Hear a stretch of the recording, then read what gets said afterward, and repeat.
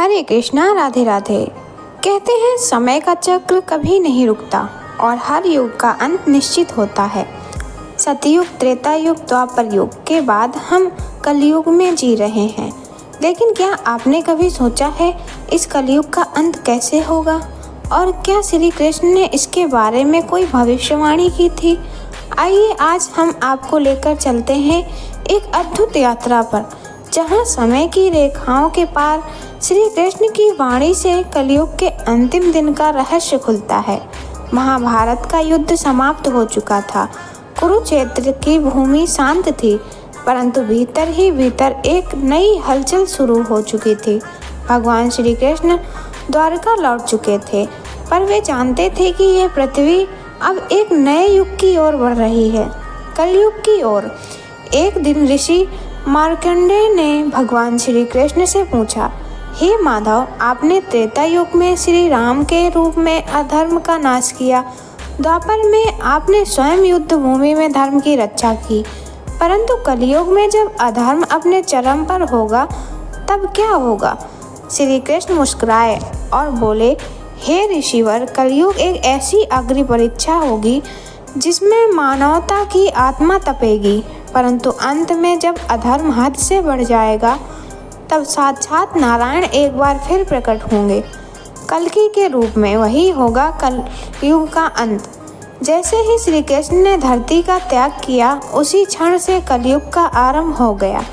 धर्म की चार पायों में से तीन डगमगाने लगे, सत्य, करुणा और संयम। धरती पर अधर्म, पाप, स्वार्थ और हिंसा ने धीरे धीरे अपने पांव पसारने शुरू किए। मनुष्य ने आत्मा से अधिक शरीर को महत्व देना शुरू किया। माता पिता वृद्धाश्रम में जाने लगे, गुरु का आदर धन से तोला जाने लगा, न्याय बिकने लगा और रिश्ते स्वार्थ में डूब गए। परंतु ये सब तो श्री कृष्ण ने पहले ही जान लिया था। विष्णु कृष्ण ने भविष्य पुराण में कलयुग के अंत की जो भविष्यवाणी की है, वह सुनकर आपकी रूह कांप जाएगी। वे कहते हैं कलयुग के अंतिम चरण में मनुष्य सिर्फ नाम का होगा, न सत्य रहेगा न श्रद्धा। धर्म का उपहास उड़ाया जाएगा, स्त्रियां भोग की वस्तु समझी जाएंगी, राजा भोगी होंगे और न्याय बिकेगा। गायों को बोझ समझा जाएगा, वृक्षों को काटा जाएगा, लोग तामसिक भोजन में लिप्त होंगे, मांस, मदिरा और वासना ही जीवन के ध्येय बन जाएंगे। तब होगा वह समय जब देवताओं की प्रार्थना पर मैं कल के अवतार लेकर आऊँगा, घोड़े पर सवार, हाथ में चमकती तलवार, और करूँगा संपूर्ण पाप का विनाश। पुराणों में लिखा है कलयुग के अंत में विष्णु भगवान कल्कि नाम से अवतार लेंगे। यह अवतार किसी मंदिर या राजमहल में नहीं होगा, बल्कि एक सामान्य ब्राह्मण घर में जो शांत और साधारण जीवन जी रहा है। जैसे जैसे पाप बढ़ेगा, बल्कि के जन्म की घड़ी नज़दीक आएगी। जब धर्म की कोई परिभाषा नहीं बचेगी, तब जीव हिंसा में आनंद ढूंढेगा। जब पाप पुण्य को निगल जाएगा, तब समय होगा कल्कि के आगमन का।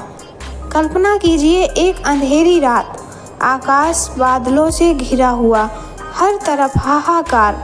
एक दिव्य घोड़ा आकाश को चीरते हुए उतरता है। उस पर सवार एक योद्धा, तेजस्वी, प्रचंड और भयावह, हाथ में तलवार जो अग्नि सी जलती है। वो है श्री विष्णु का अंतिम अवतार। कल्कि संसार के अंतिम युद्ध का आरंभ होता है, जहां अधर्म की सेनाएं आधुनिक अस्त्र शस्त्र से लैस होंगी। कल्कि के हाथों जब पृथ्वी पवित्र होती है, तब एक नया सूर्य उदय होता है। कलयुग का मनुष्य फिर से शांत, करुणामयी और धर्मपरायण हो जाता है। वृक्षों में हरियाली लौट आती है, नदियाँ निर्मल बहने लगती हैं और आकाश में फिर से ओंकार गूंजता है। श्री कृष्ण की भविष्यवाणी पूर्ण होती है, हर युग का चक्र पूरा होता है और जीवन फिर से आरंभ होता है। कलयुग का अंत कोई डरावना अंत नहीं है, बल्कि यह उस प्रकाश की शुरुआत है जो हर अंधकार के बाद आता है। श्री कृष्ण ने हमें यह भविष्यवाणी करके सावधान कर दिया कि पाप चाहे कितना भी बढ़े, अंत में सत्य ही विजय होगा।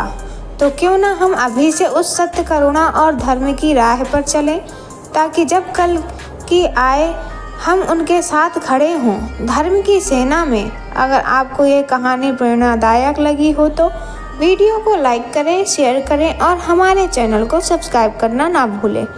धन्यवाद। राधे राधे।